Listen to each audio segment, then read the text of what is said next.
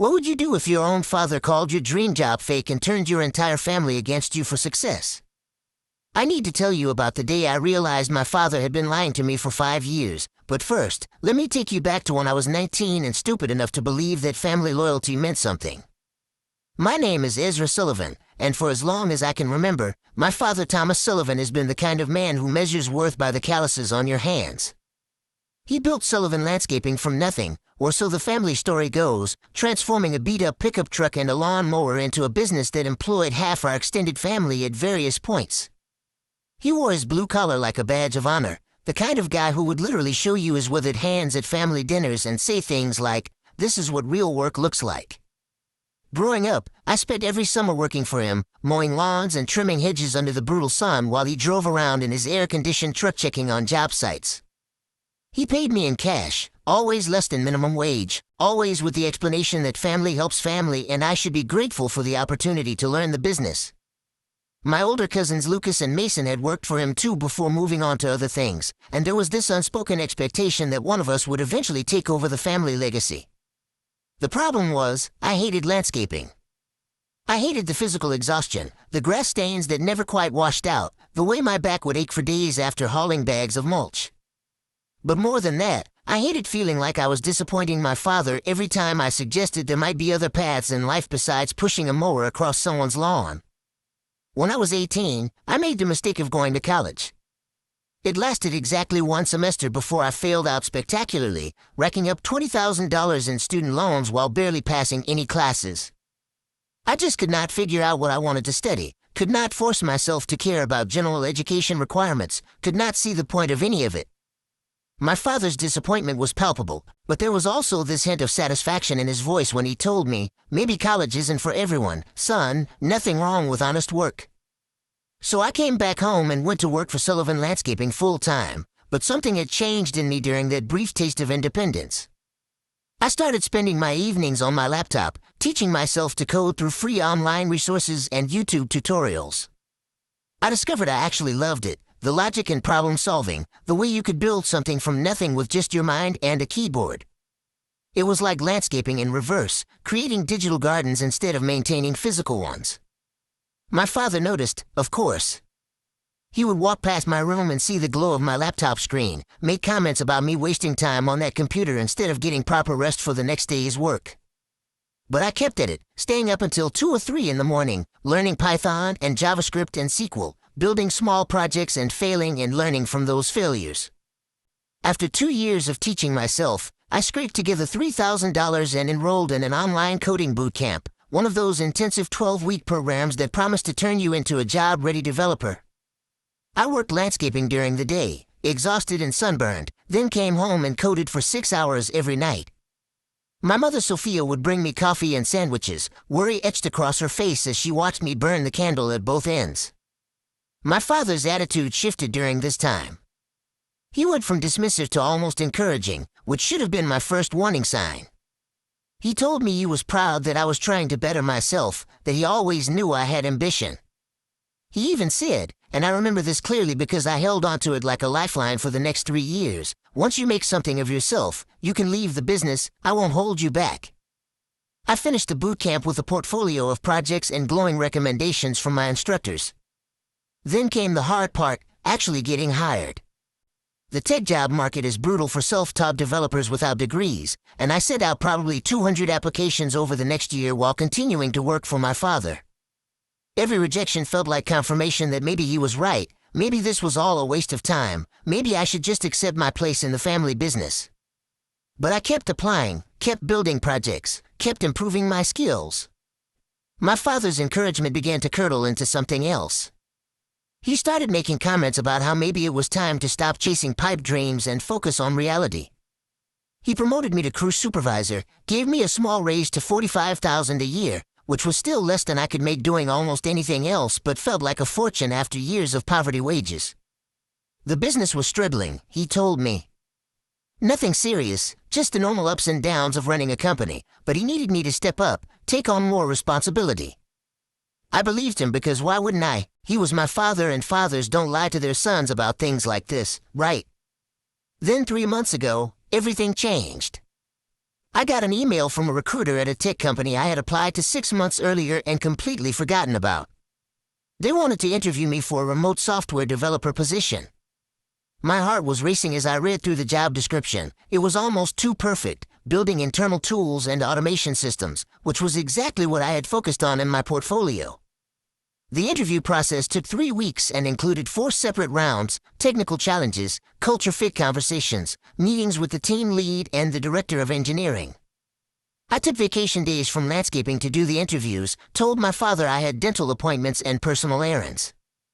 Each round went better than I could have hoped, and by the final interview, I knew I had a real shot. When the offer came through, I had to read it 3 times to believe it was real. $190,000 base salary, plus benefits and stock options, fully remote so I could work from anywhere. It was more money than I had ever imagined making, the kind of salary that would let me pay off my student loans in a year and actually start building a real life. I was sitting in my truck in the parking lot of a grocery store when I opened that email, and I just started crying. 5 years of exhaustion and doubt and feeling like I was never going to escape, and suddenly here was this golden ticket, proof that all those late nights and early mornings had meant something. I should have been smart about how I broke the news to my father, should have planned it out carefully, but I was too excited. I drove straight to the business office, a converted garage behind my parents' house where my father handled paperwork and billing. He was at his desk, scrolling through something on his phone, and he looked up with that expression he always had, mildly annoyed at being interrupted. "Dad," I said, "I got a job offer, a real software development position, and you are not going to believe the salary." His expression did not change. "What kind of position?" "Software developer for a company in California," I explained. "It is remote so I can work from home, and they are offering $190,000 a year." I waited for him to be proud, to congratulate me, to acknowledge that I had actually done what I set out to do. Instead, he leaned back in his chair and crossed his arms. "That is not a real job, Ezra." I laughed because I thought he was joking. "What do you mean it is not real? It is a salary, benefits, everything." "Sitting at home on a computer all day," he said, his voice flat, "that is not work, that is playing around. Anyone can type on a keyboard. You think that makes you special." The excitement drained out of me like someone had pulled a plug. "Dad, this is what I have been working toward for 5 years. You said when I made something of myself I could leave." "I said you could leave when you made something real, not when you found some cushy job where you get paid to sit on your ass." His face was reddening now, the way it always did when he was working himself up. "You really think you are better than this family, better than the business I built with my bare hands?" "This is not about being better than anyone," I said, trying to keep my voice calm. "This is about my career, about my future."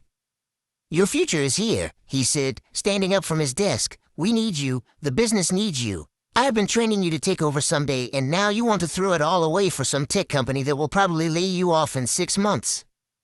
They are offering a competitive salary and good benefits," I said. "This is stable work." "Stable," he laughed, a harsh sound. "You know what is stable? Land and equipment and relationships with clients we have had for 20 years. That is stable. Not some remote job where they have never even met you in person." "I have to take this offer," I said, and even as the words came out, I knew it was true. There was no universe in which I turned this down. My father's face went cold. "If you take that job, you are choosing strangers over your family. You are abandoning us when we need you most. I have given you everything, a job when you failed out of school, a steady paycheck, a path forward. And this is how you repay me."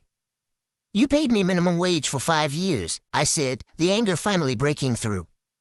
"I paid you what I could afford while teaching you the business," he shot back. "Do you have any idea how much it costs to run a company, the insurance, the equipment, the supplies? I have been barely scraping by and you want to leave me high and dry."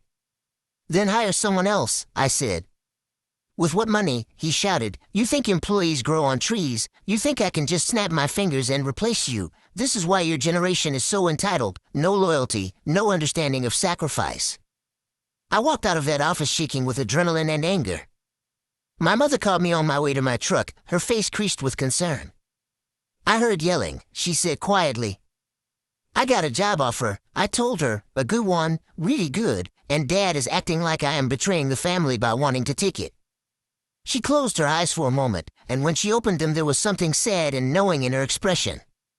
"How good of an offer?" $190,000. Oh, honey, she said, and pulled me into a hug. That is wonderful. That is really wonderful. But your father, he gets scared sometimes about change. He told me it is not a real job. I said into her shoulder. He told me I am choosing strangers over family. She pulled back and looked at me seriously. You have to do what is right for your life, not what makes other people comfortable, even if those people are family. That night at dinner was excruciating. My father refused to look at me, eating in angry silence while my mother tried to make small talk about neutral topics. Finally, as she was clearing plates, he spoke. I want your answer by tomorrow, he said. Are you taking the job or staying with the family? I already know my answer, I said. Then I guess we do not have anything else to discuss. Over the next week, my father launched a campaign that I can only describe as psychological warfare. He called his brother, my Uncle Derek, and Derek's 3 sons who had all worked for Sullivan Landscaping at various points. He called my Aunt Patricia and her family. He called my mother's sister Elena and her husband Wyatt. One by one, I started getting texts and calls. My cousin Lucas, who I had been close with growing up, sent me a message that said, "Heard you think you are too good for the family business now, real nice." Uncle Derek left me a voicemail saying I was being selfish and ungrateful and my father had done everything for me and this was how I repaid him. Aunt Patricia sent a long text about how family is the most important thing and career is just career and I needed to think about what really matters in life. My cousin Mason blocked me on all social media without a word. The messages kept coming, 17 family members in total, all of them with some version of the same theme. I was abandoning the family. I was selfish. I was making a huge mistake. I needed to wake up and realize what I was throwing away. Not a single one of them asked about the job itself, about what the opportunity meant to me, about whether I was happy. It was all about duty and loyalty and family obligation, as if my own future was somehow less important than my father's business needs. My mother stayed neutral in public but would sit with me in the evenings, listening as I ranted about the unfairness of it all. She never told me what to do, but she would say things like, "You have worked so hard," and "You deserve to be happy," and sometimes people lash out when they are afraid. I accepted the job offer on a Tuesday morning, hands shaking as I signed the digital contract. My start date was set for 3 weeks out, which gave me time to give notice at Sullivan Landscaping and transition my responsibilities. I wrote a professional resignation letter and printed it out, practiced what I would say, tried to prepare myself for my father's reaction. He read the letter without expression, then set it down on his desk. "So you have made your choice," he said. "I have," I replied. "Then you are no longer part of this family," he said, his voice cold and final. "You are choosing money over blood, and there are consequences for that. You will not be welcome at family gatherings. You will not be part of the business inheritance when I retire. You are on your own now." "The business inheritance," I said, the words tasting bitter, "the one that is struggling and barely making money." "That business is worth something," he snapped, "and you just threw away your share. When your cousins take over someday and you are sitting alone in your apartment typing on your computer, you will regret this." I nodded slowly. "If that is how you want to play this, fine." I worked my notice period in silence, showing up each day and doing my job while my father pretended I did not exist. The crew guys, most of whom I had worked alongside for years, did not know what to say to me. A few quietly told me good luck, but most just avoided eye contact, not wanting to get caught in the middle of family drama. My last day was a Friday in late June. I packed up my few personal items from the crew truck, turned in my keys and uniforms, and drove away from Sullivan Landscaping for what I thought would be the last time. My mother hugged me in the driveway that evening, tears in her eyes, and told me she was proud of me even if she could not say it out loud around my father. The remote job was everything I had hoped for and more. The team was smart and supportive, the work was challenging and engaging, and the salary felt almost surreal every time I looked at my bank account. I paid off a huge chunk of my student loans in the first month, moved out of my parents' house into a decent apartment, bought a new laptop and a proper desk setup. But the family silence was devastating. Blocked on social media, excluded from group chats, uninvited from the annual Sullivan family barbecue that had been a tradition since before I was born. My mother would sneak me updates sometimes, telling me who had asked about me or who had made comments about my absence, but it was clear that my father had drawn a line and everyone else had fallen in behind it. I threw myself into work, stayed late on projects even though I did not have to, volunteered for extra assignments. My team lead Noah noticed and pulled me aside one day during a virtual meeting. "You are doing great work," he said, "but you do not need to prove anything. Pace yourself. This is a marathon, not a sprint." "I am just excited to be here," I told him, which was true but also not the whole truth. Summer turned to fall, and I settled into a routine. Work during the day, personal coding projects in the evening, video games, and reading on weekends. It was peaceful and lonely in equal measure. I made friends with a few neighbors, joined an online gaming group, started going to a local gym. I was building a life, but there was this constant ache of family absence that never quite went away. My mother and I would meet for coffee once a week at a place across town where we were unlikely to run into anyone from the family. She would update me on everyone's lives, carefully editing out the parts where people said negative things about me. I could tell it was wearing on her, playing intermediary between her husband and her son, but she never complained. In late October, she seemed different. Nervous, fidgeting with her coffee cup, not meeting my eyes. "What is wrong?" I asked. "Nothing is wrong exactly," she said. I need to tell you something I probably should have told you a long time ago." My stomach dropped. "What is it?" "It is about the business, about your father," she said slowly. "I have been keeping records, financial records, because I handle the bookkeeping sometimes, and I noticed some things that did not add up." "What kind of things?"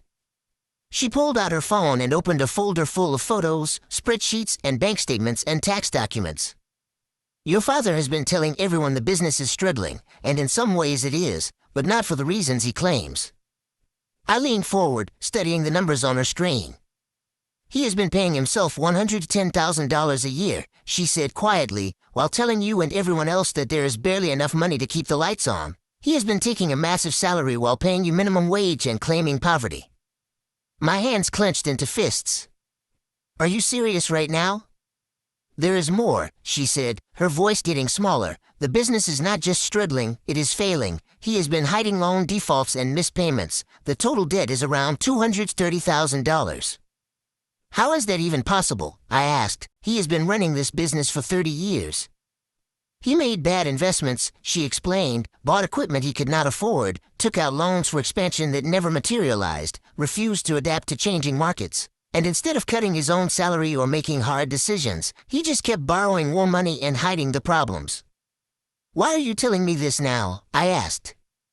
"Because he has been telling people that when he retires, the business inheritance will set up whoever takes over for life," she said, "and I realized he was planning to dump this dead bomb on you. Make you think you were inheriting something valuable when really you would be inheriting a financial disaster." I sat back, trying to process what she was telling me. So all of this, the guilt trip about family loyalty and duty, it was all just him trying to trap me into taking on his debt. "I think he convinced himself it was about family," she said, "but yes, essentially he needed you to stay so he could eventually retire and leave you holding the bag, and when you got that job offer and a way out, he panicked." "Does anyone else know about this?" I asked. "Not as far as I know," she said. "Your father keeps the financial details very close to the chest. Even Derek does not know the full picture." "Why have you been keeping these records?" I asked. "Because I was afraid something like this would happen," she said. "Your father is a good man in many ways, but he has this blind spot about the business. He cannot admit when he has made mistakes, cannot ask for help, and I was terrified he would drag you down with him." I looked at the photos on her phone, the evidence of years of financial mismanagement and deception. "What do I do with this information?" "That is up to you," she said, "but I thought you deserved to know the truth." We sat in silence for a while, drinking our coffee and watching people come and go from the cafe. Finally, I asked the question that had been nagging at me since she started talking. "Why now? Why did you wait until after I had already accepted the job and burned all these bridges?" "Because if I had told you before," she said, "you might have stayed out of guilt, might have tried to fix things or save the business, and I did not want that for you. You deserve to make your decision based on what you wanted, not based on another layer of family obligation." I reached across the table and took her hand. "Thank you for telling me." She squeezed my hand. "I am proud of you, for choosing yourself, for building something on your own terms." I kept working and tried not to think about the bomb of information my mother had dropped in my lap. Thanksgiving was coming up, and I had not been invited to the family dinner at Uncle Derek's house, where we had gathered every year since I was a kid. My mother told me she was going to skip it too, claimed she was not feeling well, but I told her not to, no point in both of us being exiled. Then 2 days before Thanksgiving, my mother called me with an edge in her voice I had never heard before. "Your father has been bragging," she said without preamble, telling everyone at the business that he successfully protected the family legacy by keeping you from making a huge mistake, acting like he saved you from yourself. I closed my eyes and counted to 10. "Of course he is." "I am done," she said. "I am done watching him rewrite history, done watching him play the victim, done letting him turn you into the villain when he is the one who has been lying to everyone for years." "Mom, what are you going to do?" "I am going to tell the truth at Thanksgiving dinner," she said. "I am going to show everyone exactly what kind of man your father has been, and you are going to come to that dinner as my guest." "I do not think that is a good idea," I started to say. "I do not care what you think is a good idea," she interrupted, which was so unlike her that I stopped talking. "This has gone on long enough. You did nothing wrong. You made a smart choice for your future, and I am not going to sit at that table and pretend otherwise for one more holiday." Thanksgiving dinner at Uncle Derek's house was exactly as awkward as I anticipated. I walked in with my mother, and the entire room went silent. My father was standing by the fireplace talking to my uncle, and his face went red when he saw me. "What is he doing here?" he demanded. "I invited him," my mother said calmly. "He is my son, and he is welcome wherever I am welcome." Uncle Derek looked between them uncertainly. "Maybe we should just focus on having a nice family dinner." "I think that is a great idea," my mother said. "Let's all sit down and have an honest family conversation." We made it through the appetizers in tense silence. My cousins Lucas and Mason would not look at me. Aunt Patricia kept making pointed comments about the importance of family traditions. My father glared at me like I had personally insulted him just by existing in the same room. Then, as everyone was serving themselves turkey and stuffing, my mother stood up with her wine glass and cleared her throat. "I would like to make a toast," she said. My father's eyes narrowed. "Sophia, sit down." "No," she said firmly. "I have been sitting down and staying quiet for too long. I have something to say and everyone is going to hear it." The room went completely silent. Even the kids at the kids' table stopped talking. 5 months ago, my mother began, my son Ezra received a job offer for $190,000 a year, a remote software development position with a reputable company. It was the result of 5 years of hard work, teaching himself to code while working full-time for his father's landscaping business, often for less than minimum wage. "Mom," I said quietly, but she held up a hand. "His father told him that this was not a real job," she continued, "that he was abandoning the family, that he was choosing strangers over blood. He turned most of you against Ezra, told you that Ezra thought he was too good for the family business, made him out to be selfish and ungrateful." She looked directly at my father, who had gone very still. "What Thomas did not tell any of you," she said, and her voice was steady as steel, "is that he has been paying himself $110,000 a year from the supposedly struggling business while paying Ezra poverty wages. He did not tell you that the business is $230,000 in debt due to his own financial mismanagement. He did not tell you that he was planning to eventually dump this failing company on Ezra as an inheritance, trapping him in debt while Thomas retired comfortably." "Wait, what?" Uncle Derek said. My mother pulled out a folder from her purse, the same financial documents she had shown me. "I have records," she said, "bank statements, loan documents, tax returns. I have been keeping track of everything because I was afraid something like this would happen. Thomas has been lying to all of you about the state of the business and his reasons for wanting Ezra to stay." She set the folder on the table. "Anyone who wants to see the evidence is welcome to look. I have copies of everything." The room erupted. Uncle Derek grabbed the folder and started flipping through it, his face getting redder with each page. Aunt Patricia was asking questions in a shrill voice. My cousins were looking at each other in confusion. My father stood up, his chair scraping loudly. "You had no right," he said to my mother, "no right to share private business information. You had no right to manipulate our son and lie to our family." She shot back. "You turned everyone against him to hide your own failures. You made him the villain when the only thing he did wrong was succeed on his own terms." "This is not about me," he said, his voice rising. "This is about loyalty, about duty, about keeping the family together."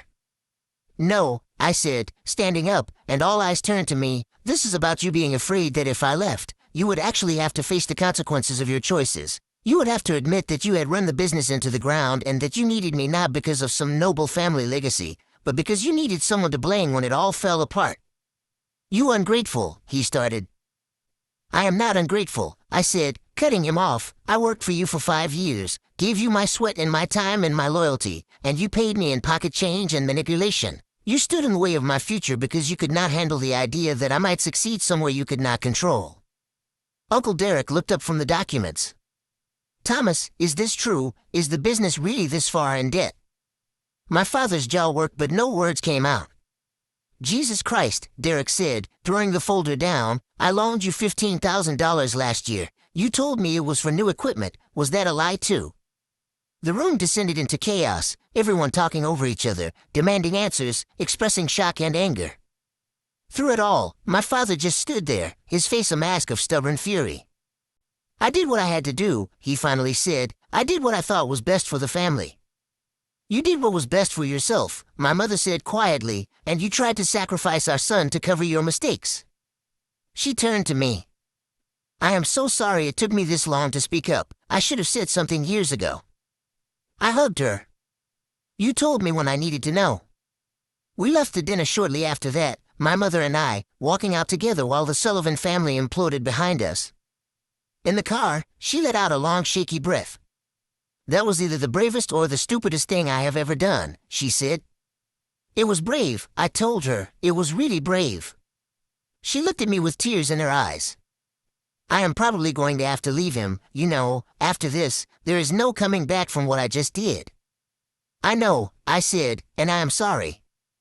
Do not be sorry, she said. I have been making excuses for him for too long. You deserve better from both of us. The fallout from that Thanksgiving dinner was swift and dramatic. Within a week, 3 of my cousins reached out to apologize for how they had treated me. Uncle Derek cut off all financial support to my father's business and was reportedly considering legal action over the loan. Aunt Patricia called my mother crying, saying she had no idea and felt terrible for the things she had said. My father, as far as I know, has not apologized to anyone. According to my mother, who moved into her own apartment in early December, he is still convinced that he is the victim in all of this, that we all betrayed him, that the financial problems are not his fault. 6 months after that explosive Thanksgiving, I was thriving at my job, promoted to senior developer with a raise that brought my salary to $200 to $10,000. I had paid off all my student loans, built up a savings account, and was looking at buying a small house. My mother was doing well too, working part-time at a bookstore and taking art classes, living the life she had always wanted but never thought she could have. We had dinner together twice a week now, no longer sneaking around or worrying about my father finding out. One evening in late spring, I got a call from an unknown number. Against my better judgment, I answered. Ezra, it was my father's voice, rough and uncertain in a way I had never heard before. Dad. He paused, cleared his throat. I need to ask you something. Okay. The business is closing, he said flatly. I am filing for bankruptcy, losing everything. He paused again. I need help. I sat down slowly. What kind of help? Financial help, he said. Just temporary, just until I can get back on my feet. Maybe $20,000 to cover some immediate debts and living expenses while I figure out what is next. I closed my eyes, feeling a familiar tug of guilt and obligation. Then I remembered everything that had happened, all the manipulation and lies, all the guilt trips and family pressure, all the ways he had tried to trap me in his failures. No, I said. What do you mean no? He said. I am your father. Family helps family. Family helps family, I repeated. Is that what you were doing when you paid me minimum wage while taking a 6-figure salary for yourself? Is that what you were doing when you turned 17 relatives against me for choosing my own future? Is that what you were doing when you tried to saddle me with hundreds of thousands in debt disguised as an inheritance? I made mistakes, he said, his voice hardening, but I am still your father. You are, I agreed, which is why I am not leaving you homeless. I will help Mom make sure you have a place to stay and food to eat, but I am not giving you $20,000 to bail out the business decisions that got you here. This is because of that job, he said bitterly, that office job that made you think you are better than everyone else. No, I said, this is because I finally understand that real work is not measured by calluses or dirt under your fingernails. Real work is showing up every day and doing your best and being honest about your capabilities and your limitations. Real work is building something sustainable instead of mortgaging the future to maintain an illusion in the present. He was silent for a long moment. You are going to regret this, he finally said. Maybe, I said, but I doubt it. Good luck with everything, Dad. I hung up and sat staring at my phone for a while. Then I called my mother and told her about the conversation. How do you feel? She asked.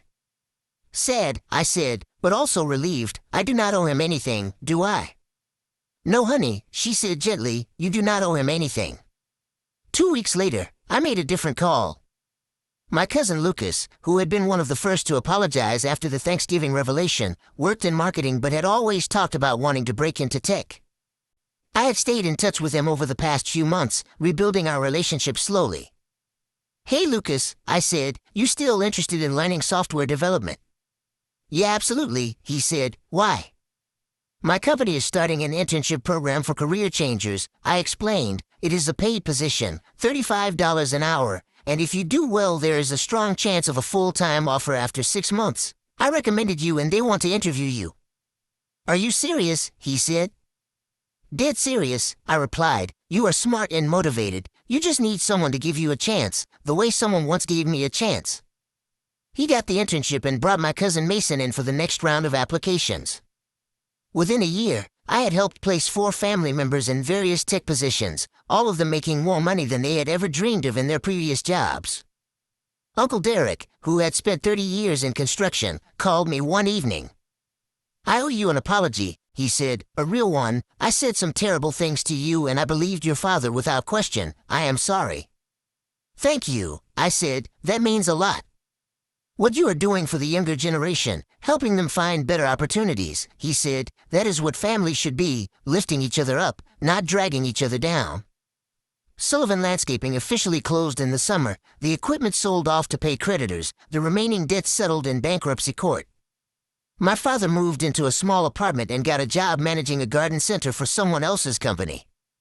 My mother told me he was bitter and angry still, but at least he was working and surviving. I do not hate him, which surprises me sometimes. I am disappointed and sad about what could have been, about the relationship we might have had if he could have been happy for my success instead of threatened by it. But I do not hate him. What I learned from all of this is that real family, real love, real support is not about demanding loyalty or enforcing duty. It is about wanting the best for the people you care about, even when their best takes them away from you, even when their success makes you feel left behind, even when their choices challenge everything you believe about the world. My mother thrives in a new life, dating a retired teacher named Julian who treats her like she hung the moon. My cousins text me about their projects and their wins and sometimes their struggles, and I help where I can. I bought a house with a home office that has a view of actual trees, not just the ones I used to maintain for other people. Sometimes I think about my father's hands, those calloused weathered hands he was so proud of, and I look at my own hands, soft and unmarked except for the slight indentation on my finger from where I rest my pen when I am sketching out code architecture. These are the hands of someone who does real work too, just a different kind of work, work that happens in logic and syntax instead of soil and sweat.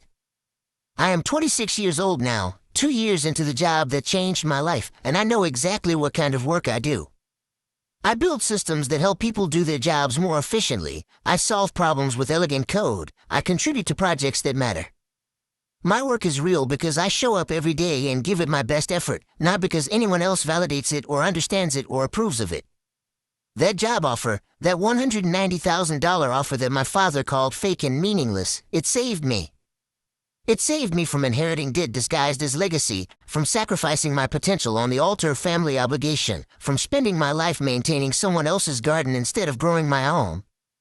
And on the days when I still feel guilty, when I still hear my father's voice in my head telling me I am not doing real work, I look at my bank account that has more than $60,000 saved, at my student loans that show a zero balance, at the messages from my cousins thanking me for helping them find better paths, and I know with absolute certainty that I made the right choice.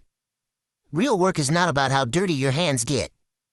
Real work is about showing up for yourself, building something meaningful, and refusing to let other people's limitations become your own. The irony is not lost on me that the skills I learned in those 5 years of landscaping, the problem solving and the persistence and the ability to work through exhaustion, those are the same skills that make me good at software development.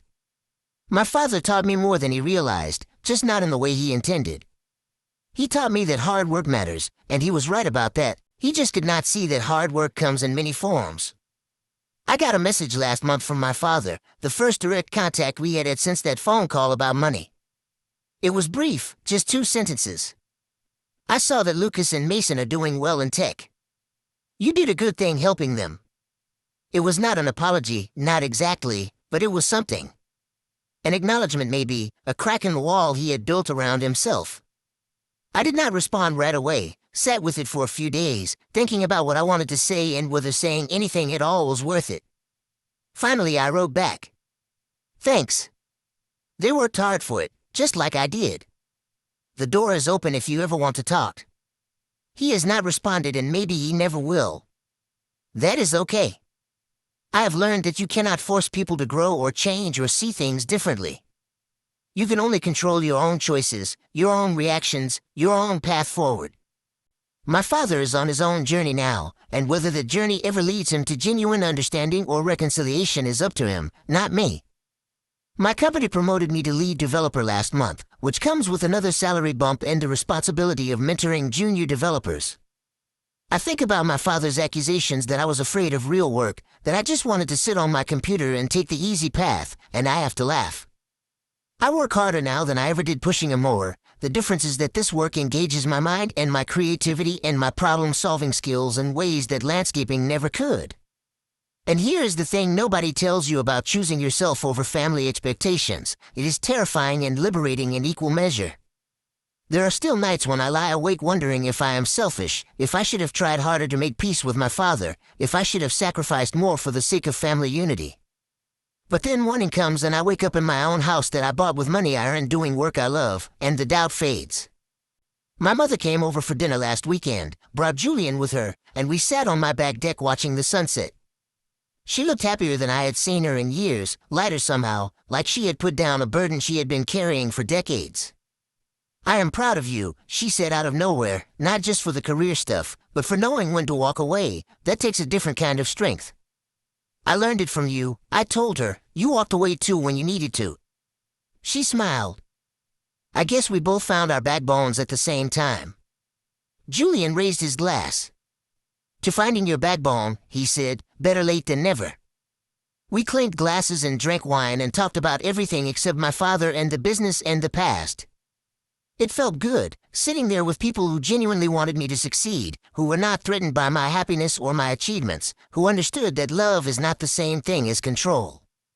I have been thinking about writing this all down, not just for myself but for other people who might be in similar situations, who might be trapped between family obligation and personal dreams, who might be hearing voices that tell them their work is not real or their ambitions are selfish.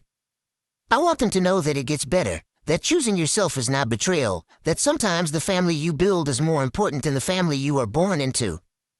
My younger cousin, Paige, called me last week. She is 19 and working at a restaurant while trying to figure out what she wants to do with her life. She had heard about what happened with me and my father, heard about the internships I had helped arrange, and she wanted advice. I do not know if college is right for me, she said, but my parents are really pushing it, saying it is the only way to have a real career. But I see you and Lucas and Mason doing well without traditional degrees, and I wonder if there are other paths. There are always other paths, I told her. The question is not whether college is right or wrong. It is what do you actually want to do? What problems do you want to solve? What kind of life do you want to build? I do not know yet, she admitted. Then take time to figure it out, I said. Try different things, learn different skills. Do not let anyone rush you into a decision just because it makes them more comfortable. Your life is yours to build, not theirs to plan. But what if I make the wrong choice? She asked. Then you will learn from it and make a different choice, I said. I failed out of college, remember. I spent a year doing landscaping work I hated before I figured out what I actually wanted. Failure is not the end of the world, it is just information. She was quiet for a moment. Did you ever regret standing up to your dad? Every day for the first 6 months, I told her honestly, and then less and less as time went on. Now I only regret that it had to happen that way, that he could not be happy for me. But I do not regret the choice itself. Thanks, she said, that helps. After we hung up, I sat thinking about how many young people are probably out there right now, stuck in situations like mine, being told that their dreams are not practical or their work is not real or their choices are selfish. I thought about starting a blog or a podcast, something to share what I learned, but then I realized I was already doing the most important thing, which was living proof that there is another way. The tech industry has its own problems. I am not pretending it is perfect. There is ageism and burnout and toxic startup culture and all sorts of issues. But for me, coming from where I came from, it represents freedom. Freedom to work on interesting problems, freedom to earn a living wage, freedom to build a life on my own terms. I still drive past Sullivan Landscaping sometimes, or what used to be Sullivan Landscaping. It is an empty lot now, waiting for some developer to buy it and turn it into something else. The sign is gone, the garage is gone, all evidence of 30 years of business wiped away like it never existed. It makes me sad in a way I did not expect, not because I missed the work but because it represents my father's dreams, and watching someone's dreams die is hard even when that someone hurt you. But I also think about what that empty lot represents, which is the end of a cycle. My father built his identity around that business, wrapped up his self-worth in how hard he worked and how much he sacrificed. When the business failed, he had nothing left to stand on, no foundation that was not tied to external achievement and validation from others. I do not want to make that same mistake. My career is important to me, but it is not all of me. I have hobbies and friendships and interests outside of work. I volunteer teaching coding to kids at the local library. I am learning to play guitar. I adopted a dog named Jasper who is currently asleep on my feet as I sit here thinking about all of this. These are the things that make a life, not just a career. Work is part of it, an important part, but only part. My father never learned that lesson, and it cost him everything in the end. I got an email yesterday from my team lead Noah, asking if I would be interested in speaking at a tech conference about non-traditional paths into software development. My first instinct was to say no, to stay quiet and not draw attention to myself. But then I thought about Paige and Lucas and Mason and all the other people who might benefit from hearing that there are multiple ways to build a career, multiple definitions of success, multiple paths to a meaningful life. So I said yes.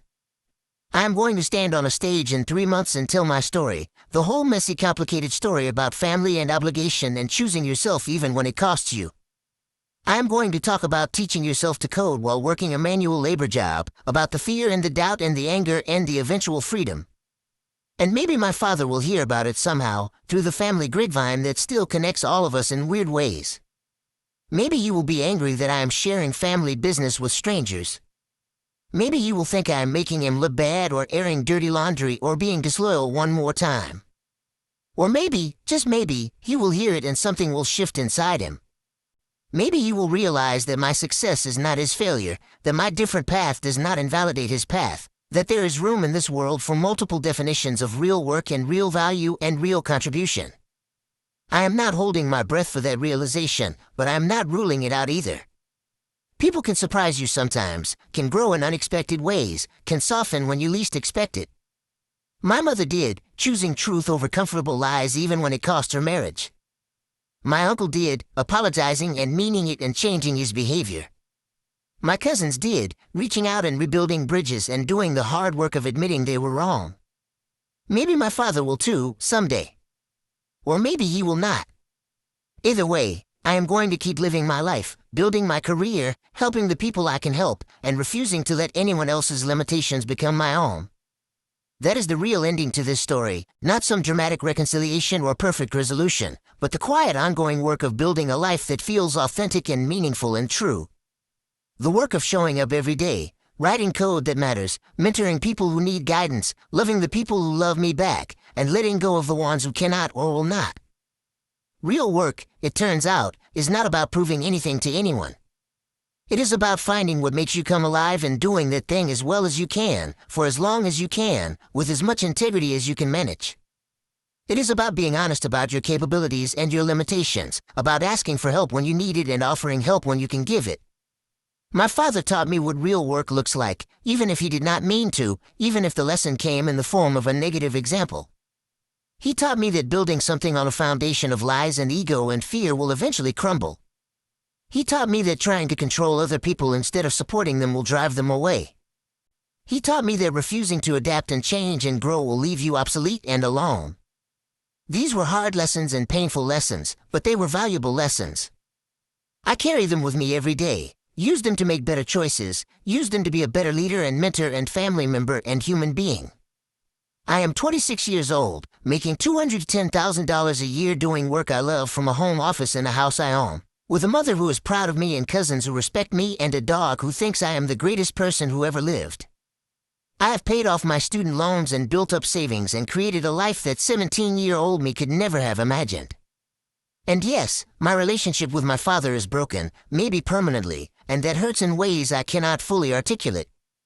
Yes, I lost extended family members who chose sides instead of seeking understanding. Yes, there are scars from those 5 years of feeling trapped and undervalued and manipulated. But I also gained freedom and self-respect and the knowledge that I can trust myself to make hard choices when necessary. I gained the understanding that family is about support and encouragement, not control and obligation. I gained a career that challenges me and pays me fairly and gives me room to grow. Was it worth it? The pain and the conflict and the loss and the anger? Yes. 1,000 times yes. Because the alternative was spending my life maintaining someone else's garden instead of growing my own, and that is no life at all. The alternative was inheriting debt disguised as legacy, obligation disguised as love, control disguised as care. I chose myself, and that choice made all the difference. So if you are reading this and you are stuck in a similar situation, trapped between what your family expects and what your heart wants, let me tell you what I wish someone had told me 5 years ago. Your dreams are not selfish. Your ambitions are not betrayal. Your desire for a different life does not make you ungrateful or disloyal or wrong. Sometimes choosing yourself is the most courageous thing you can do. Sometimes walking away from family expectations is how you save yourself. Sometimes the hardest fights are the ones worth having. And if people cannot support your growth, if they are threatened by your success, if they love you only when you stay small and controllable, then they do not actually love you, they love the idea of you that serves their needs. Real love, real family, real support looks like my mother bringing me coffee at 2 in the morning while I studied. It looks like my cousins texting me about their wins and their struggles. It looks like my team lead telling me to pace myself and take care of my mental health. It looks like freedom and encouragement and the genuine desire to see each other thrive. That is the family I have built, and it is worth everything I had to sacrifice to get here. This is my story, and I am still writing it, one line of code at a time, one choice at a time, one day at a time. The ending is not written yet, and that is okay. Maybe someday my father and I will find our way back to each other, and maybe we will not. Maybe the business failure will humble him enough to see things differently, and maybe it will just make him more bitter. I cannot control any of that. All I can control is how I show up, how I treat people, how I build my life and my career and my relationships. And I choose to show up with honesty and integrity and the hard-won understanding that real work, the most important work, is the work of becoming yourself, fully and completely and unapologetically, regardless of who that disappoints or threatens or confuses. This is real work. This life I am building, this career I am creating, this person I am becoming. All of it is real, all of it matters, all of it counts. And nobody, not even my father, can take that away from me.